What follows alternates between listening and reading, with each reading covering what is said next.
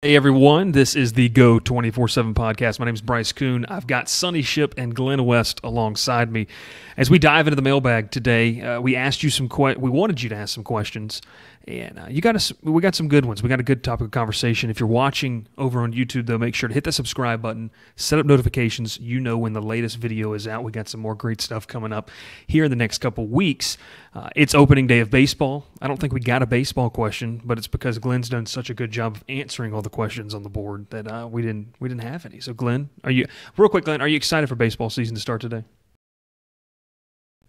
I am super excited, and I'm actually in we can tell the camp of being this earlier. Is video, Glenn. Yeah, super excited. I'm in the camp of being glad that this is a 3 p.m. game. They've moved it up a couple hours because of the cold weather here. So I know a lot of fans are probably a little bit miffed at that, but it's just kind of, it is what it is. It's going to be a little bit warmer. I think it's probably good for the pitcher's arms. So, excited for a great weekend of baseball, though. It's going to be a lot of fun. Baseball, we know spring practice. We've kind of got those dates now. We got SEC Media Days, so we're starting to get more of a concrete view of what is now a year-round college football schedule starts to look like. And that starts us off with our first question, guys. LSU Tiger 76 ask over on the boards. And real quick, before we dive in, if you want to have a question, yes, you can hit us up on social media. Yes, you can throw it down in the YouTube comments below. But the best way is to go to subscribe, Go 24/7, and make sure you throw it on there. We're going to be doing – Sonny, I think you said we're going to be posting it on Monday or Tuesday for the following Monday. That's going to be kind of the new format, correct, for people watching and listening? Yeah. I think that'd be best. We'll send the questions out on Tuesday, and then we'll have it up by Monday. So, yeah. Perfect. Sounds good. Let's dive into this. LSU Tiger 76 ask, assess the LSU running back situation. Who's going to be the dependable dude? And any surprises in the new arrivals? Sonny, you answered this one, so I'll let you kind of take the reins and head up here. What are you thinking here? Yeah, I mean, when you look at not only the spring but also the running back room for 2023 that currently exists, man, you got 6 guys in there, 6 scholarship running backs in there.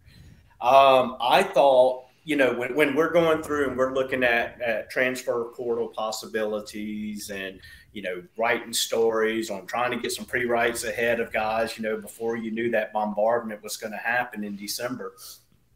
I thought for sure that, okay, LSU's going to see some attrition in the running back room. You've got 2 guys, Trey Holly and Caleb Jackson, who were getting ready to sign at that time.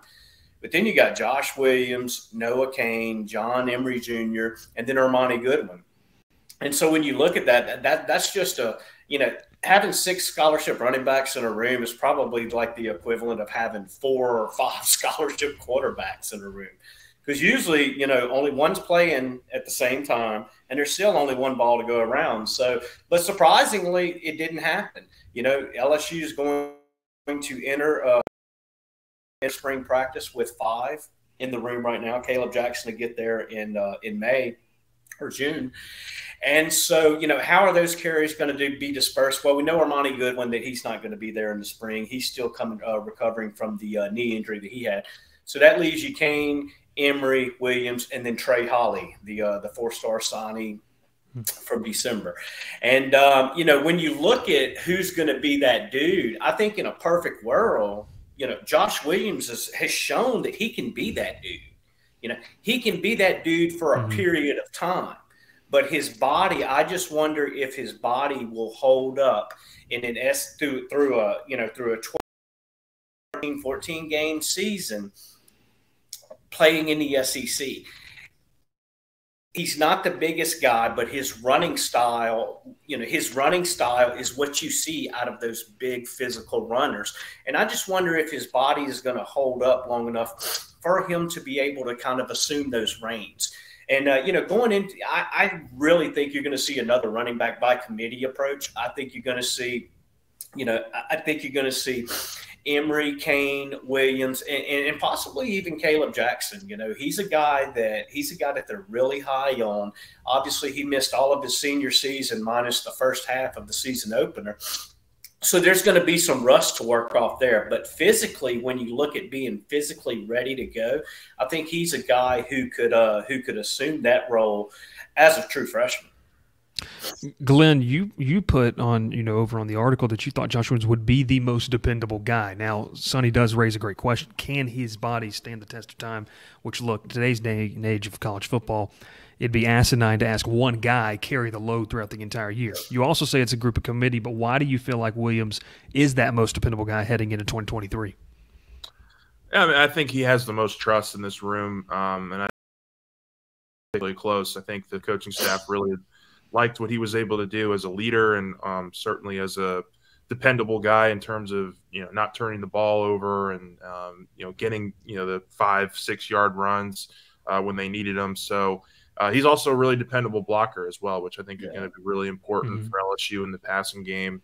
I think they're going to certainly trot out more 2 tight end lineups, and I think that opens the door for more running possibilities and more run formations. I think a lot of this is going to depend on, and I think I wrote this as well, how the offensive line develops. I think that's going to be really important for LSU. Is just can those guys take another step in the right direction and really open up more running lanes for these guys. And I think the one thing that we saw last year was this wasn't a particularly explosive backfield, which is why I think you could certainly see a lot more of John Emery this year with another offseason of work.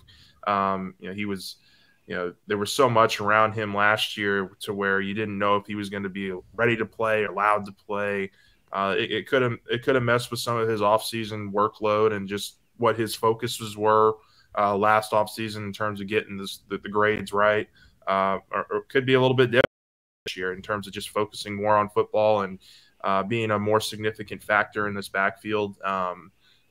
I still think, look, 6 is a lot to carry into fall. We still have to get through the spring and see what happens here. I wouldn't be surprised if one of these guys, looks elsewhere and finds an opportunity to be a more consistent player.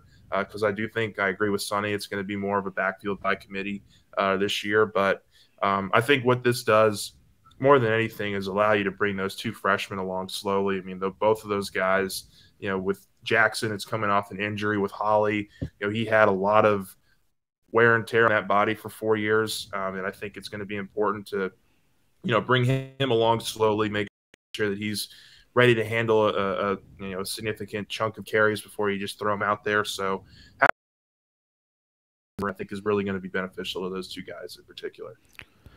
Sonny, I want to throw back to you because you brought up that second portal window, May 1st to May 15th. I know you threw something on the board about it.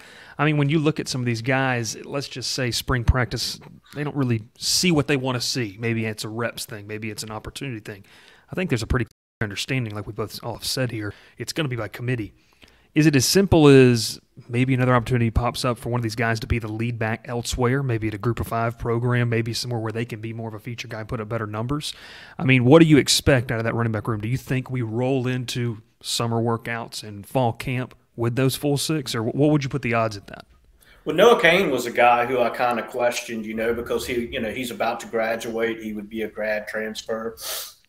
But then when Brian Kelly named his SWAT team members for the spring conditioning period, Noah Cain was one of the leaders. And so, is that a sign? Is that a way for them to say, look, we really think that you're going to be a big part of the offense. We don't want to see you leave, and that they're trying to integrate him more into being one of those leaders. And then with John Emery, there was the talk of and the speculation of whether or not he was going to enter the NFL draft. He announced that he was coming back. Is he a guy that continues to have the ball security issues? His time gets limited in the spring, and does that push him out the door? I think those are kind of 2 of the questions that I'm looking for. And that's another thing in kind of, looking at why John Emery can't be that dude. I just don't know if he'll ever get to a point to where the ball security issues don't negate the big plays that he gives you. Because there's no question, we saw it against Alabama, there's no question he has big playability. But, is he going to make 3 or 4 big plays and then turn the ball over? 2 or 3 big plays, turn the ball over. All of a sudden, man, that's going to, Frank Wilson is a guy who really puts a lot of emphasis on ball security. And, we can go back to the Friday Night Lights and to the football movies that we've seen in the past of where the guys toting around the football, going to campus and stuff. We had Jarrell Cherry putting bricks in his backpack to try to help him get bigger and stuff. But, I think that is a situation where every opportunity you can get John Emery to work on ball security outside of the facility and outside of the football field. I don't know if it's a sports psychologist. I don't know what is in that regard. But, someone's got to get through to him that, he can't be doing all this with the ball and holding it out here. And, it's just that ball's just all over the place when he runs. And he's got to run with more control. Yeah, I think, too, when Glenn and I have touched on this multiple times, the talent's there. But how long is the leash going to be if he does have some ball security issues early on in the season? I mean, you can't let that affect the rest of your offense. And it kind of takes us into our next question, guys, where we talk about another guy who was a big part of the run game last year, but it's Cooney who asked, with more time to prepare, will Jayden Daniels improve as a passer first and run only as a last resort? Now, I was able to answer this, so I'm gonna go first. I'm gonna let the new guy go first, and then I'm gonna let you guys correct me in this. Watching Jayden Daniels this past year, I think that there's something to say that balance is never a bad thing, and you guys both kind of answered this. Being able to be so well balanced to where you can keep a defense on their toes is not a bad thing. Does he need to improve as a passer? I think we all can say yes. That there needs to be another step taken. I think the word I get hung up on, and the phrase I should say, is last resort, running the football.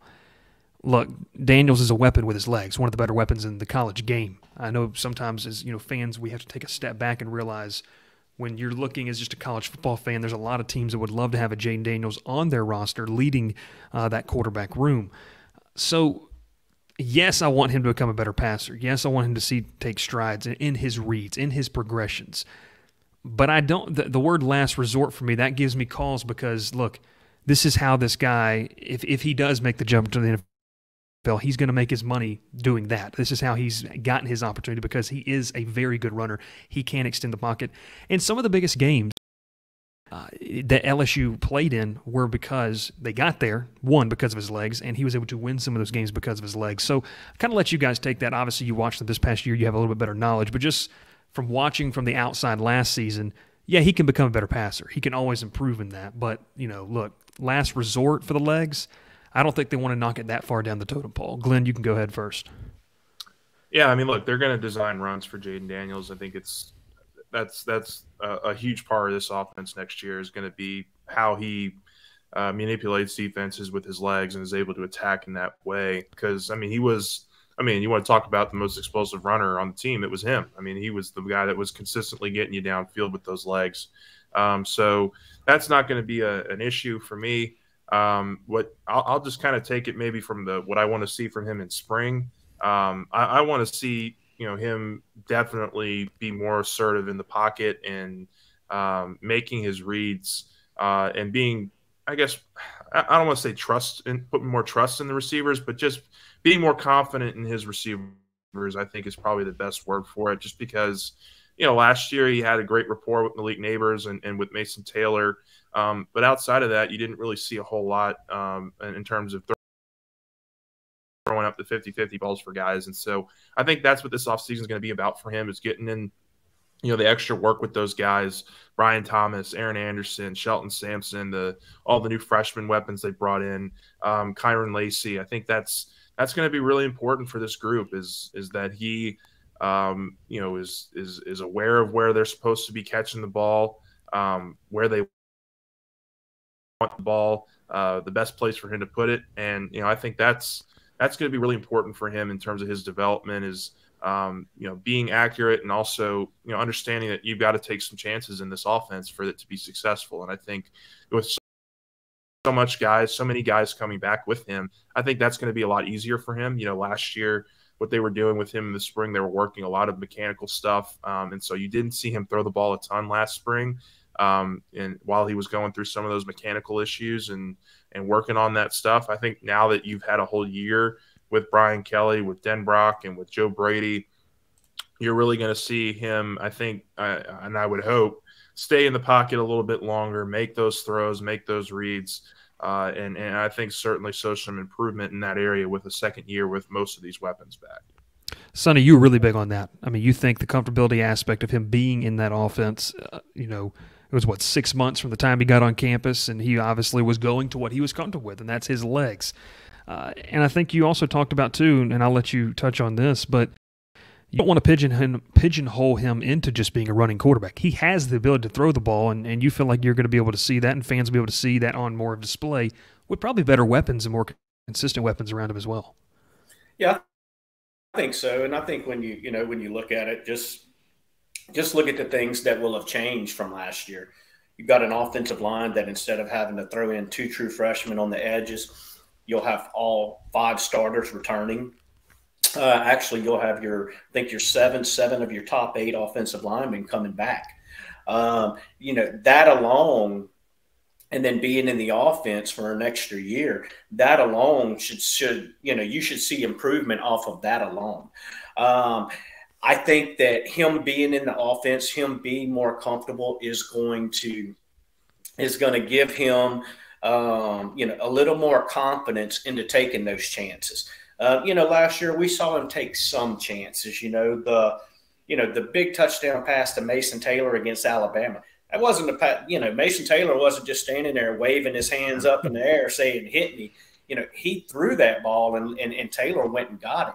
And so I just think you've got to see more of those. And I think with being more comfortable and more confident in the offense, having a better understanding of it, having more time to throw with his receivers, having that offensive line come back with everyone intact, I think all of that is going to lead to improvement. We're talking about a guy who, from a mechanical standpoint, they felt that they were able to, sharpen up a lot of the things that they really wanted to work on. He's got a strong arm. Mm-hmm. He's always going to have that running dynamic that is going to make people play back a little bit if he can start hitting those passes more downfield. And so I think all of that is going to lead to some improvement. Now, we've got to keep in mind too that Jayden Daniels, he had a pretty good year statistically last year. Minus the touchdown passes, but when you go look back and you look at the total yards he accounted for, the total touchdowns and all of that, he actually put up some pretty good numbers. And so, I'm not saying that he's going to go out there and grow leaps and bounds, because then he would be one of the front runners for the Heisman Trophy. Yeah. I think that's the season that he put up last year, to where if he grows leaps and bounds, man, I mean, this guy's just going to be out of the roof. I think he's going to get better. I'm not a proponent of he is what he is and he will always be. I do think that the experience in the offense, the being more comfortable, being more confident in the offense and the people around him, is going to lead to two more plays, 2 bigger chunk plays, 2 more chunk plays. And so I think what was he, Glenn? 14 touchdowns, 4 interceptions last year before the Citrus Bowl? I think it was 7 down, 3 interceptions, and then he had 8 or 9 too. So so accounted for like 25 scores or so. Yeah. So I think I think when you, and I was thinking, for some reason I was thinking that it was 28 that he had 28 total scores, but I'm probably wrong. Well, 17 and 11 was 28. I think he could come out. I think he could come out and and account for 35 touchdowns or so. Next year. Give you a bigger boost out of the passing game, and then still have that run game as a complement. But I'm a firm believer that he can make the improvement that he needs to make, across the board for LSU to be able to kind of capitalize on these early preseason rankings that you're seeing, 4 in the country, 7 in the country. It's that gives you a little more room for error. You're not starting off at 38, which they probably were last year, but you saw how quickly they were able to climb to right outside that top 5. So yeah, I think that he's gonna. I think that he's gonna give them a chance to be able to do everything that fans want to see them do next year and legitimate contender. He's got the talent, and like Glenn was talking about, I mean, the weapons. Look, a lot of people outside LSU are really high on Malik Neighbors. He's a true number one at this point. I mean, you look at what else they have: Brian Thomas, Anderson. They bring in from Alabama. The young guys, Sampson. I mean, there's going to be a lot of weapons, and obviously Mason Taylor. You feel like all those guys are going to take another step, and some of those weapons out of the backfield. We mentioned earlier, John Emery Jr. catching the ball in the backfield is never a bad thing as well. We kind of go into the rapid fire mode, and so we're going to let Glenn take this one right here. Beat Bama 239-731 says. Glenn, no, he didn't call you out by name, but Glenn, being the basketball guru he is, how's recruiting looking? And for Coach McMahon's sake, he says it better be a doozy. Kind of walk us through real quick. I know you went through kind of in detail last week what this looked like, but just kind of catching us up on that. What does it look like right now in the recruiting ranks for LSU basketball? Yeah, so I think you can expect a really rapid change here. I think, it's going to be another offseason of heavy transfer portal usage. They got two freshmen in Corey Chess and Mike Williams who are signed to the program coming in next year. I think probably the biggest thing that you're hoping from now until the end of this season is that LSU is able to go in and re-recruit Jalen Reed, Tyrell Ward, Sean Phillips. You want to see those guys get as much opportunity as possible down the stretch here, because those are going to be honestly foundational pieces if they develop in the right way for you next year. So making sure those guys let it be known that they're going to have significant roles next year, that's going to be a big part of the recruiting process. But transfers are going to be where this thing really lies. I think we won't really know of any names until this season really kind of winds down and ends and guys start entering their name into the portal. But you've got to add size. I mean, I think LSU's undersized at probably every position on the roster right now. They've got to add some length to this group, and they've got to add shot creation too. I mean, that's the one thing this team does not have right now, is a guy that can create for others and also create for himself on a consistent basis for 40 minutes. These are just a couple of big bullet points that you want to see. You want to see rim protection in the form of a big man. Maybe Sean Phillips develops into that next year. But you've got to get shot creation. You've got to get rim protection for these guys.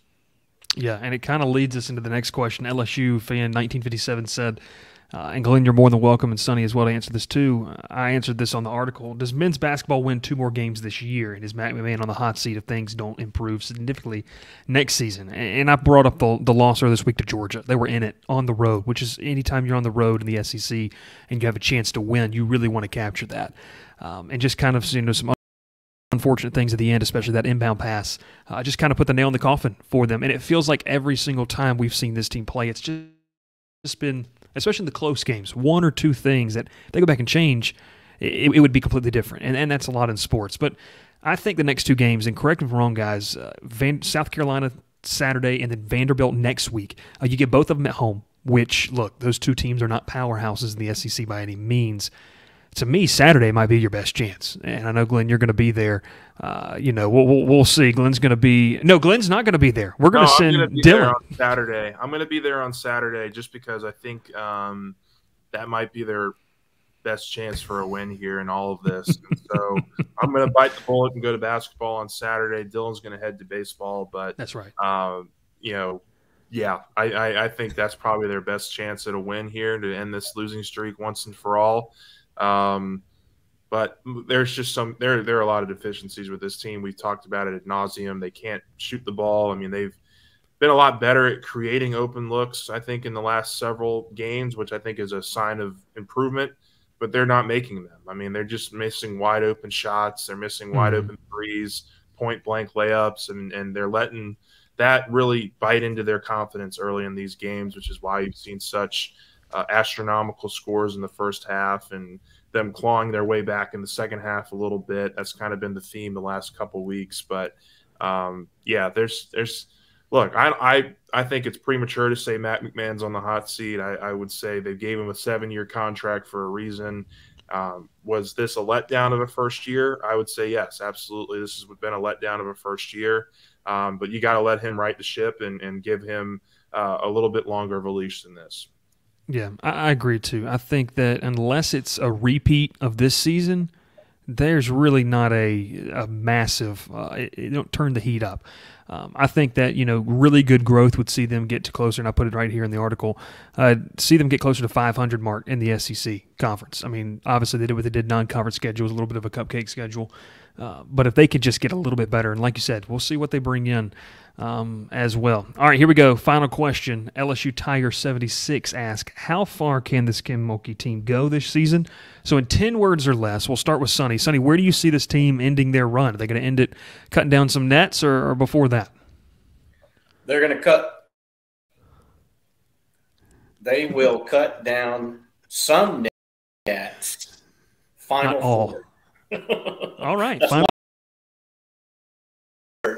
That's your 8 words. There we go. They will cut down some nets to make it to the Final Four, but the run ends there.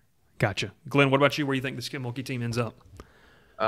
SEC champ, runner-up, Elite Eight exit.